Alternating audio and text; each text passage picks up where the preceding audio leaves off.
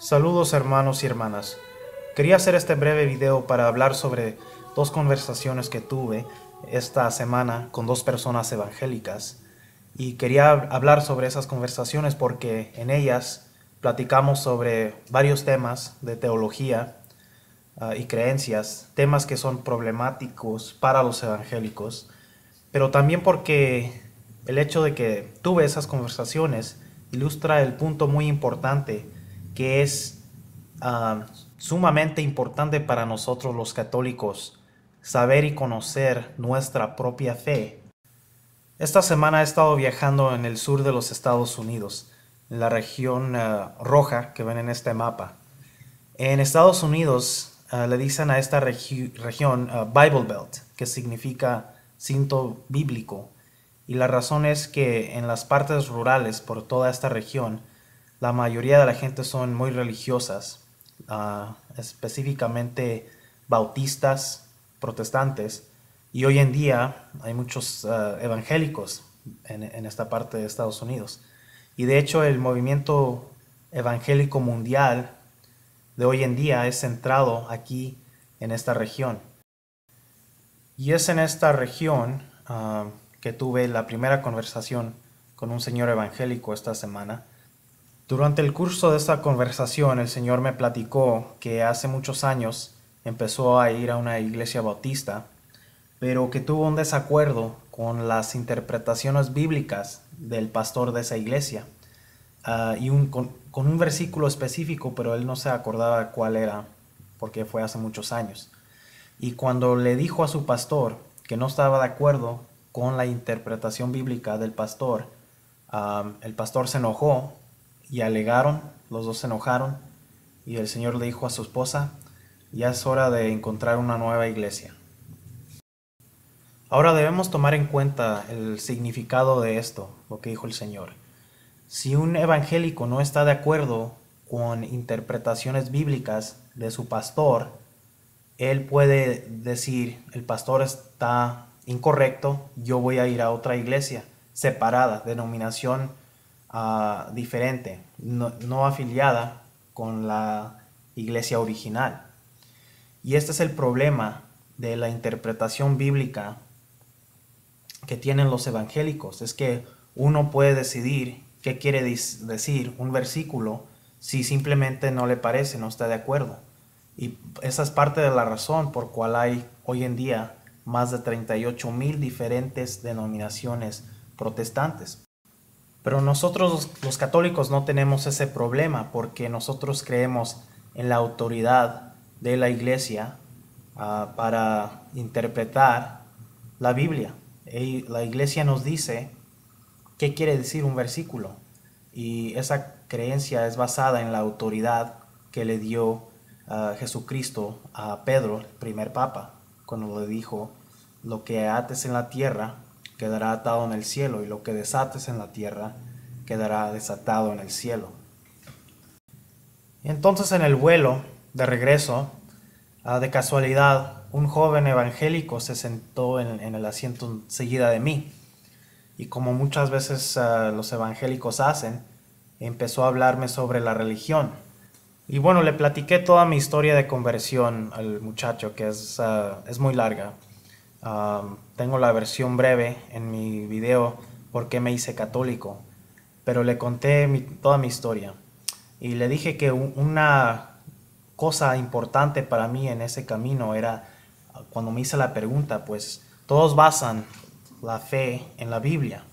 Y ahora, ¿de dónde viene la Biblia? ¿Quién la escribió? ¿Quién decidió cuáles libros van a ser parte de esa Biblia? Y eso era una pregunta muy importante porque me abrió los ojos para estudiar la historia. Historia que uno no va a aprender si simplemente lee la Biblia. Y un hecho que descubrí muy importante es que la Iglesia Católica, por medio de sus concilios, compiló la Biblia.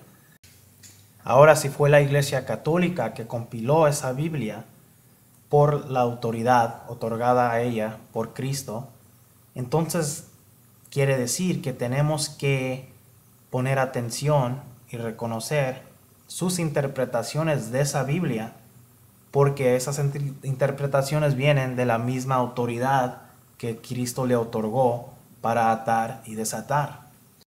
Y el muchacho me dijo que el Evangelio es muy sencillo. Cristo, Hijo de Dios, vino a la tierra, murió por nosotros y resucitó. Es tan sencillo, y cuando le ponemos tradiciones de hombres al Evangelio, simplemente complicamos y ponemos cosas que no son necesarias. Y yo le dije al muchacho que sí, eso es parte del Evangelio, absolutamente. Pero Cristo también dijo muchas otras cosas sobre qué debemos hacer y qué no debemos hacer. Y irónicamente, el punto sobre el cual él no tuvo respuesta, no sabía cómo responder, era sobre la confesión de pecados a sacerdotes. Le digo que es irónico porque ese es un punto que usan muchas veces los evangélicos en contra del catolicismo. Dicen, ¿por qué tienes que confesar tus pecados a un hombre? Le dije, hay dos partes de la Biblia muy importantes sobre este tema. El primero viene siendo Santiago, capítulo 5, versículo 16, que dice, confiesen mutuamente sus pecados y oren los unos por los otros para ser curados.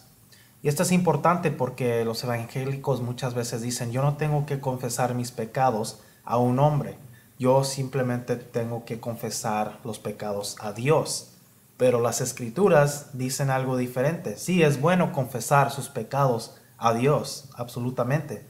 Pero también tenemos que confesar nuestros pecados mutuamente a otras personas. La razón es para reconciliarnos a la comunidad cristiana. La otra parte de la Biblia que es muy importante al respecto es Juan capítulo 20, versículos 22 a 23, en donde Jesucristo mismo le dijo a los apóstoles, reciban al Espíritu Santo, los pecados serán perdonados a los que ustedes se los perdonen, y serán retenidos a los que ustedes se los retengan. Ahora, estas son palabras de Jesucristo mismo, así es que, le dije, tú tienes que concluir que esta autoridad para perdonar pecados y no perdonarlos murió con los apóstoles, o que de alguna manera pasó por las generaciones en la iglesia de Cristo. Para nosotros los católicos es sencillo porque creemos en la sucesión apostólica, que los obispos de la iglesia, con el papa de líder, son sucesores de los apóstoles y que le dan autoridad a los sacerdotes a perdonar o no perdonar pecados. Pero para él, para ti como evangélico, ¿qué significa eso? ¿Quién tiene todavía esta autoridad? ¿Tu pastor? ¿Todos los pastores? ¿Cada cristiano? Entonces, si viene siendo que cada pastor protestante tiene la autoridad de perdonar pecados y no perdonarlos, o si cada cristiano tiene esta autoridad, entonces no van a haber normas y criterios uniformes al respecto. Y ese tipo de confusión de creencias y doctrinas y también de autoridad sobre asuntos como este no puede ser el plan que Cristo tuvo cuando hizo esta declaración en el Evangelio de San Juan. Y el muchacho no tenía respuesta a esto. Dijo que iba a estudiar el caso y quizás consultar con su pastor. Está bien. Pero de casualidad también tenía conmigo este libro, que en español sería llamado Sorprendido por la Verdad, que es una colección de testimonios de ex protestantes y evangélicos que se convirtieron al catolicismo después de estudiar la Biblia y la historia de la iglesia. Y le dije que le daba este libro con mucho gusto para que pueda crecer en su entendimiento sobre estos asuntos, y por lo menos para que pueda entender los argumentos de los dos lados, porque seguramente no conoce bien la posición católica sobre muchos de estos temas que él piensa que conoce. Y este es un ejemplo, hermanos y hermanas, de una oportunidad que tuve yo para compartir mi fe con un hermano separado.